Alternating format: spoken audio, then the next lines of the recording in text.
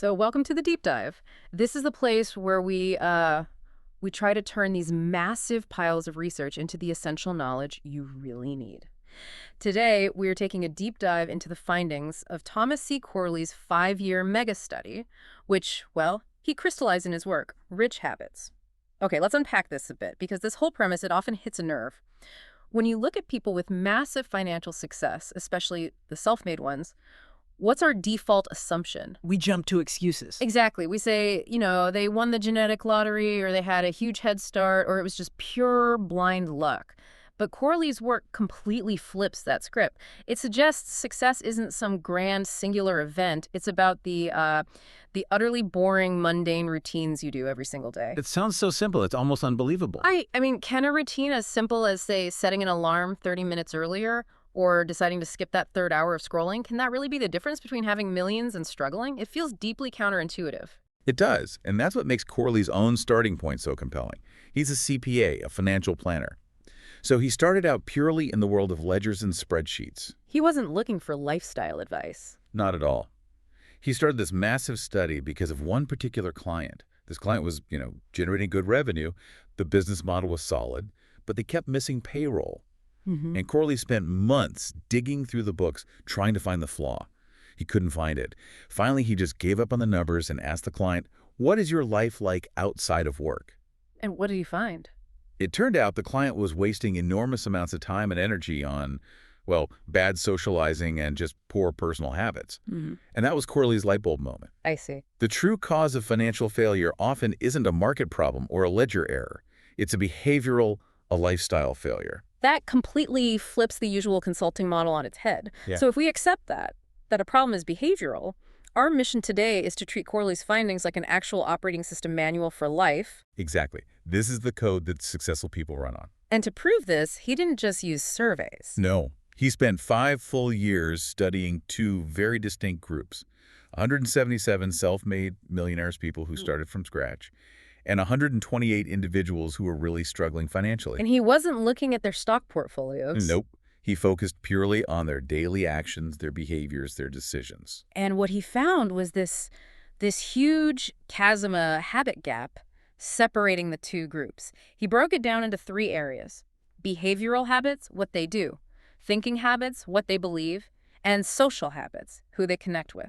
Let's start with the most measurable one, the daily grind. Okay. The first data point that just jumps out at you is the idea of treating health as capital. Health is capital. I like that. Corley found that 76% of wealthy people do aerobic exercise, running, walking, whatever, at least 4 days a week, usually for 20 to 30 minutes. And the contrast with the other group. Stark. Over 60% of the struggling group barely exercised at all. And why is this a wealth habit, not just a wellness thing? Because if you're physically fit, you have sustained energy, you have cognitive energy. You can sit through a 3-hour meeting and still be sharp while everyone else is crashing. It's protected income potential. Absolutely. You minimize sick days, you lower your medical bills. Your energy level is probably your most important business asset. That makes perfect sense. You're maintaining the machine that earns the money. Okay, so the next habit is, I think, a tough one for a lot of people to swallow. Reading for growth. The data here is staggering. 88% of the wealthy read for at least 30 minutes every single day. And crucially, it's what they read. Yes. They aren't reading fluff. They're actively stacking knowledge. Corley found 51% read history, 55% read self-help, and 58% read biographies of successful people. They're looking for patterns. For strategies. Meanwhile, what was the other group doing? Over 70% of the struggling group reported spending 3 hours or more every day watching TV or scrolling social media. 3 hours? When you just look at that contrast knowledge stacking versus, reality escape, that time difference alone over a decade is enough to build an empire. It really is. They treat that 30 minutes as mandatory learning time, not downtime. And that leads directly to the third behavioral habit, decisiveness. Okay. A huge 91% of wealthy people make decisions quickly. They do their homework, set a deadline, act fast, and if they're wrong, they pivot immediately. The cost of indecision is often invisible, isn't it? Totally. Corley tells this story about a young man offered a spot in a friend's tech startup. He spent 2 weeks just agonizing over the risk. 2 weeks? 2 full weeks. By the time he finally decided to say yes, The seed funding was closed. All the key jobs were filled. His fear of making a mistake cost him a potential fortune. Wow, so that's the behavior. Now let's shift from the outward actions to the inner game, the thinking habits. Right. This is where Corley found the philosophical difference that really underpins everything else. He talks about dispelling the luck myth. Okay, this is where I have to pause and maybe push back a little. Please. With all due respect to the data, doesn't this part sound a bit like victim blaming? I mean, if someone's born into systemic poverty, is it fair to say that 79% of the wealthy believe they're responsible for their own financial condition? It sounds like they're just ignoring external realities. That is an excellent and a necessary challenge, and Corley does address it. He's not saying external factors don't exist. He's not saying poverty is easy to escape. What he's measuring is the locus of control. The locus of control. Explain that. The 79% of the wealthy who believe they're responsible for their condition are showing an internal locus of control. They believe their future is primarily determined by their choices and their effort. Not by outside forces. Exactly. He tracked a factory owner who started out making $2,000 a month on an assembly line. People mocked him. But he had that internal locus of control. He spent his evenings learning the tech, networking outside his circle. He didn't wait for a promotion. He earned the knowledge, and eventually, he bought the factory. I see. So it's about where you believe your power lies. Precisely. And that's contrasted with the 80% of the struggling group who defaults to an external locus. I can't do it because of the government, the economy, my boss. That is a crucial distinction. And tied closely to that is emotional control. Absolutely. 81% of the wealthy handle negative emotions extremely well. When they lose a big deal, they don't engage in what Corley calls emotional leakage. No complaining or blaming. None. They immediately pivot to analyzing why it happened. How can I improve my pitch for next time? Complaining is just this invisible high-cost habit that drains your mental energy. So if thinking habits are the inner game, social habits are about your environment. This is the whole curating your circle idea. Yeah, and the finding is that 86% of the wealthy make a point to associate with successful, goal-oriented, positive people. They actively avoid what Corley calls toxic environments. Places where the main activity is just gossiping or griping. Right. And if that sounds a bit cold or transactional, he offers a powerful counterexample. The high ROI of the birthday call habit. The birthday call? Yes. 80% of the wealthy call their key contacts on their birthdays. They aren't trying to sell something. It's not a transaction. It's a maintenance habit. It reinforces that relationships are capital. They have to be cultivated over time. It's like digging your well before you're thirsty. A long-term investment. The gap is stark. It's almost overwhelming when you look at the percentages. So the question for you, the listener, is how do we stop just seeing the gap and actually start building the bridge? Let's get into the action plan. Let's cover 5 of the 10 core rich habits Corley identified, the actionable scripts. Because you need systems, not just motivation. So habit 1, the daily to-do ritual. The key here is just pure consistency. Not just when you feel like it. Every single day. Corley interviewed a CEO who for 15 years spent 10 minutes every morning writing down his tasks and prioritizing the top 3. It clears the fog, it prevents procrastination, and it compounds, just like interest. Habit 2. Goal setting, the matryoshka strategy. I love this term. It illustrates it perfectly. Most of us confuse a goal with a wish. Right. A wish is, I want to open 3 businesses. A goal has a roadmap. And 85% of the wealthy use a structured goal breakdown method. The Russian nesting doll. Exactly. You have the big 5-year plan, you break it down to annual targets, then monthly, and then critically, daily, non-negotiable tasks. A convenience store owner wanted 3 stores. His daily goal. Just chat with 10 regular customers. That tiny step was what made the huge goal possible. Habit 3, daily self-improvement. This is the belief that you work to learn, not just for a paycheck.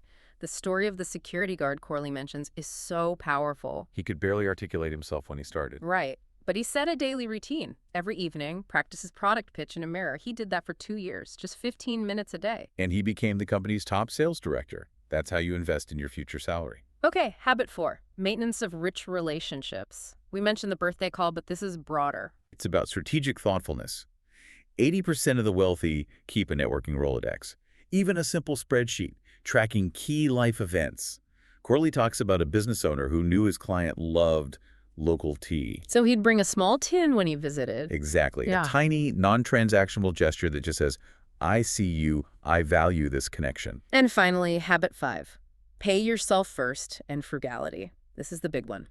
You do not save what is left after spending. You spend what is left after saving. The discipline is key, the automatic transfer. 10% of your paycheck should just disappear into savings the moment it lands. That forced discipline is everything. Corley tracked a millionaire who started by forcing himself to save just $300 a month from a modest salary. That capital, slowly compounded, became his startup fund. And he makes a key distinction with frugality. Yes. Be frugal with wants, cheap coffee, cheap clothes, but invest heavily in needs. The fastest computer for your work, the best training seminar, a good mattress for better sleep. So the principles are clear. But now we hit the listener's biggest internal skeptic. I tried this. My New Year's resolutions died by February 1st. How do I survive that initial transition? And the answer is, the self-made millionaires didn't rely on willpower. They used hacks, implementation hacks. Let's run through their top 5. Hack 1, the self-audit. Find the leaks. You can't fix what you don't measure. Track your time for one full day. Where are the leaks? Maybe it's doom scrolling from 8 p.m. to 10 p.m. Find it and then create a replacement. A purposeful replacement. Read industry news, talk to family, whatever. Just plug the leak. Hack 2. Micro goals. Don't be a hero. This one is vital. If you try to run 5 miles after a year on the couch, you will fail. You have to start so small you can't say no. Don't aim for 50 books a year. Aim for 10 pages a day.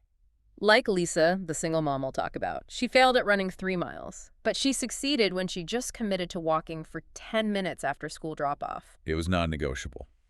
And that consistency is what compounded. Hack 3. Habit stacking. The Velcro method. Right. You anchor a new, hard habit to an old, easy one. The formula is, after I current habit, I will new habit. So, after I brush my teeth, I will read 1 page. Perfect. Or the sales guy who used the TV trigger. After I turn on the TV, I will call 2 clients first. It makes it automatic. Hack 4. Environment design. Hide the cookies. Willpower is finite. It's overrated. It really is. The wealthy know this. They design their environment for success.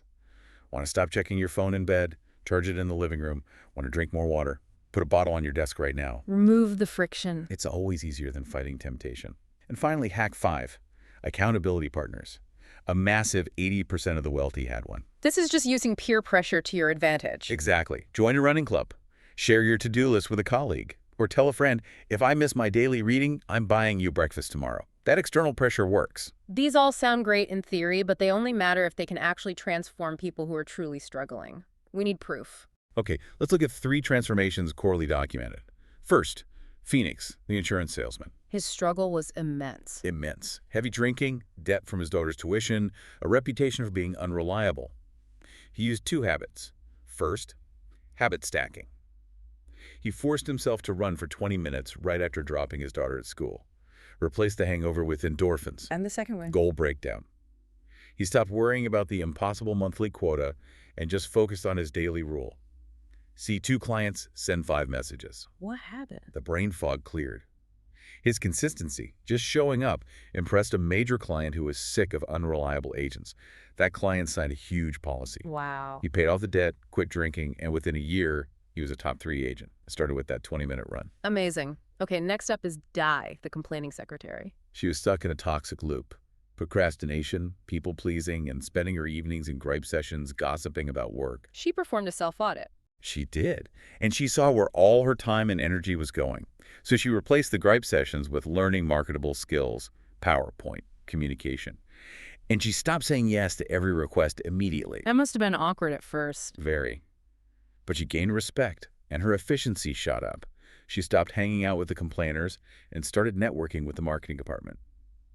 The manager noticed her drive, her new skills, and promoted her to marketing specialist. She literally traded gossip for income. That's a perfect way to put it. And our final case, Lisa, the struggling single mom. Her story is about someone working 2 grueling jobs, exhausted, feeling hopeless because she couldn't afford an extracurricular class for her child. Her breakthrough was pure, systematic habit implementation. It started so small, micro savings. She broke the tuition goal down to saving just $4 a day, the price of a snack and a fancy coffee.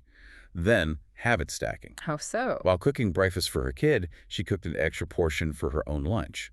While her kid did homework, she spent 10 minutes learning new recipes online. And that seemingly trivial act of cooking extra food became her escape. It did. In a year, she had saved the tuition money, and mastered 20 healthy home-cooked dishes. Her boss at the breakfast job let her sell lunchboxes to coworkers. She quit the other job, started a small weekend kitchen catering service, and moved into a better apartment. She proved that resourcefulness is more important than resources. Absolutely. These stories really show this system applies to life, not just portfolios. So what's the core philosophy we should leave the listener with? The core philosophy is that rich habits are an operating system for life. Wealth is really just a byproduct of running this system. The real gifts are not monetary. They are health being fit at 60, connection having genuine friends, and direction waking up without that anxiety because you know your top 3 priorities. So true wealth is control over your life, not the number in your bank account. That's it. A powerful summation. So here's your action plan. 3 micro steps for tomorrow. We don't want you to change your life overnight, just your directions. Small hinges swing big doors. First, the $2 challenge. Save a tiny amount every day, the price of a soda. Put $2 in a jar or transfer it.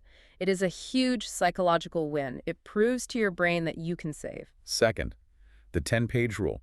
Pick up a nonfiction book that could help you and read 10 pages before sleep. Put the book right on your pillow so you can't ignore it. And third, the 10-minute walk. Just walk for 10 minutes, get off the bus one stop early, walk around the block after dinner. Your body and your brain will thank you. And remember the most important rule, don't worry if you miss a day. Nobody's perfect. The goal is not perfection, it's progress. Just get back on track the next morning. The small, quiet step you take tomorrow is the beginning of the future you 1 year from now. Start laying your bricks.